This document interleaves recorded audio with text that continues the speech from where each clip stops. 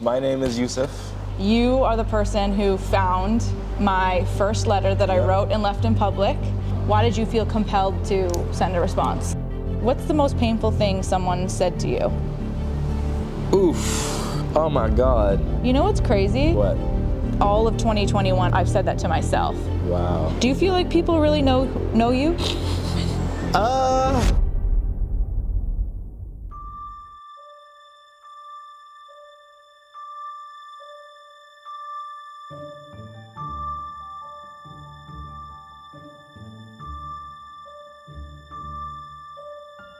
To the stranger reading this, hello. I've been thinking about my funeral. To the stranger that sent this, hello to you too. I'm actually glad I found this letter. Why is it that I have to die to get answers to questions that would make life so much easier to live? Death is so funny, isn't it? I think we should all start throwing fake funerals instead of birthday parties. Because it's only when you're dead that people start to express the impact you've made on their lives. Why should we have to wait until we're dead to understand our influence in this world? I wish death didn't scare us as much as it does, and that it was seen as a beautiful ending to a movie of a life, than being seen as a tragic event that was never supposed to happen. Because life wouldn't mean anything without death. What's the point of a movie that goes on forever? What's the point of a conversation that drowns out forever, even forever, doesn't last forever?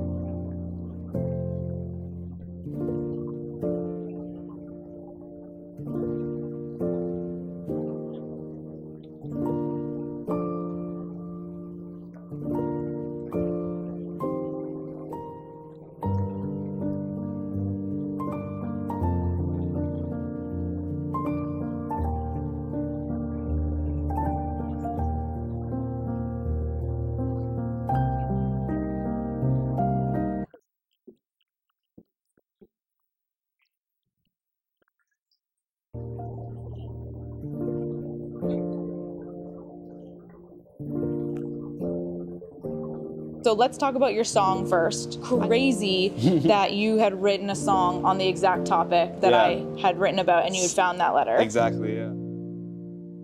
The moment I finished reading your letter, it reminded me of a song I once wrote called Who Would Cry? Thinking about how many people would cry if I died today. And the music video would be me showing up at my own funeral, watching people who didn't really give me much thought when I was alive be there shedding tears, wondering how many bags or liters of tears would I be able to fill. I had just finished a shift. Okay. And it was like literally 2 p.m. Yeah. And I was taking a nap. Oh my God. And literally I was just there and I couldn't sleep. Yeah. And then like literally this thought popped into my mind. Because I don't know, maybe throughout the day, like at work, I felt like, I don't know, maybe I felt like I didn't really create an impact or something, or maybe I just kind of flowed or whatever. I'm just kind of like, who would cry if I died right now? So your motivation was less about your lack of friendship or community and more about what kind of impact you were making on the world. In the letter, you said, maybe I might fake my death one day. I really do wish that we lived in a world where we celebrated life while we are alive as well as in death. I would like to know how people think of me. Maybe I'll fake my death one day. Who knows? How would you fake your death if you had to do it? How would I fake my death? If you had the opportunity to fake your death, how would you fake your death? That's actually funny. Like I've thought about faking my death, but I never thought about how I would fake my death. How would you do it? I always had an idea. It's kind of crazy, like I wouldn't actually do this, but I thought it'd be cool, where like I'd be performing and suddenly like someone from the audience comes and like attacks me, and then like the person that was performing was like a double, and the person attacking was like me. Okay. You know? So it would be a something spectacle. like that. It would be like a kind of a spectacle where like I'm in the middle of something and then like people think like, oh shit, he died, but I'm actually like on a plane to somewhere. Me saying that I'm thinking my death, this is gonna be played back and being like, oh, maybe he's still alive because he said in 2022 oh my God, that he's thinking of faking his death. Oh, guys. God. No, I didn't finish it. This is what they have so far. This is not how I expected these paintings to look at all. When you really make an impact on someone through art, that feeling I think never goes away. Like that's like one of my favorite quotes. Like Michelangelo was like, in order to cheat death, I bind myself to my art, so that way I live forever. Yeah, and that's a thing that I think both you and I resonated with, because you wrote that in your letter back to me. Did I? Yeah, you said that. Because everything ends in the end. Flowers die eventually. And that's it. That's what we have to accept and embrace our pain in our life in order to fully take part in our own musical, to live life to its fullest, as they say. I hope I'm remembered fondly. I hope my energy lives on through the people I've met. I hope my art transcends me so that I might cheat death. Do you feel like people really know you?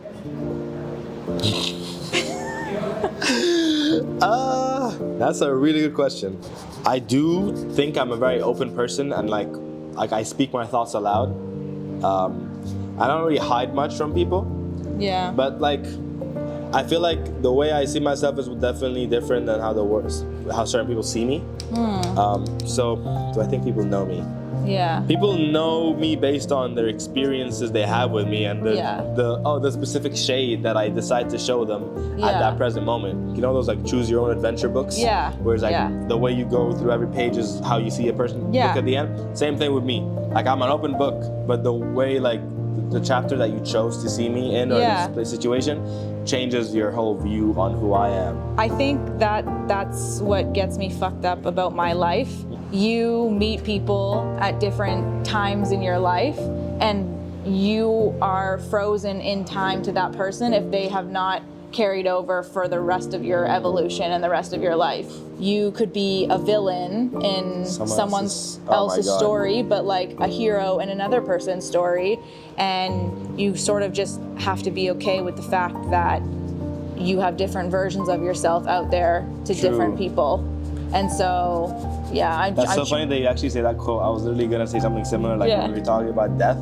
How like the famous quote is like, you either die a hero or live long enough to see yourself become the villain. Interesting. And how death makes someone, memorializes someone and makes them seem like they were like a god. But if they had lived on, they would have probably turned into the villain. I don't know if you're a hero, like I said, your whole journey, because I think you're different things to different people. That's very true. What's the most painful thing someone said to you? Oof.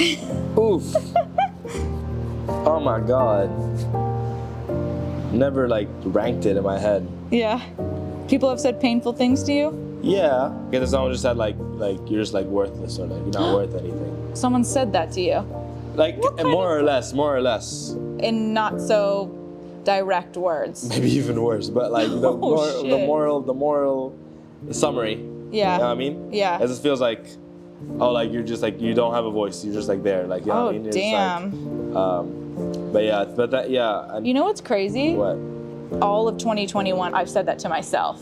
Wow. Like, I have said, you don't have a voice. Nothing matters. Anything that you have to say or think doesn't matter, which is why I didn't put anything out in 2021. Yeah, that's like where my life had gotten to that point, and that's what I was telling myself. So to hear you, and I didn't even think that was bad to tell myself.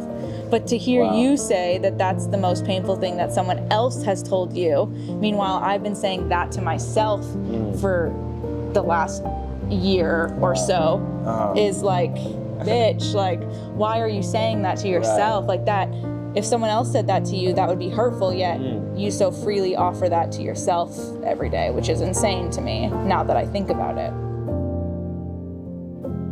When I was younger, I spent a lot of time like right on my own, and I was very praised. I was praised a lot for my creativity as a kid, more than like my personality. So a part of me kind of felt like, I'm trying not to think this now. Yeah. But a part of me felt like my worst fear was losing my creativity, and I felt like if I had no creativity, I wouldn't be worth anything. It's a strange place to be in, especially when I realized like I would get a lot of like, oh, you're gonna be really successful. Yeah. Or they're always making me think about the future, so it made me feel like, oh, okay, so I can't be happy until I'm successful then. I've never thought it in that way before, but that's what I've gotten as well. Like, oh, you're destined to be great, and all that stuff. And then I think you sort of go through your whole life with this pressure that like you're not living up to everyone's expectations because you're not great right now, you know? Exactly. When I was like 10, I was waiting for my 18-year-old self to do something that, you know what I mean? And now it's like, I guess I'm still waiting. And like, I just need to stop waiting, really. Yeah, you need to do. Exactly. You're not going to fulfill everyone's expectations of you. Well, you're never going to do that, but the ones that we hold with us, you know, from childhood, of everyone telling us that we're going to be great, you're never going to be great if you don't do things to be on your way there, you know? It's nice to hear that you are that people think that you're going to amount to something, but it's also hard to live life like that because you sort of feel like you're letting everybody down. Yeah. When you should just be thinking about what do you want, and how are you letting yourself down by not going after what you want, you know? Exactly.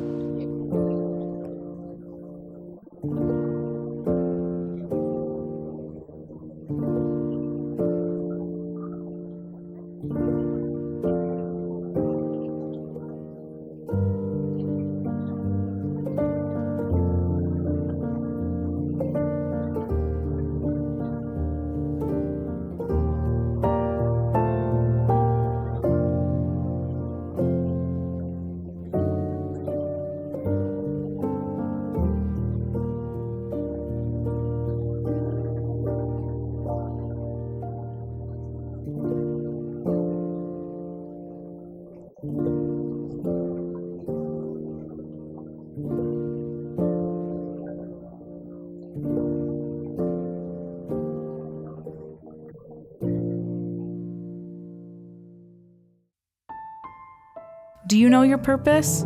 Would you want to know how your small gesture made a big difference in the course of someone else's life? I would.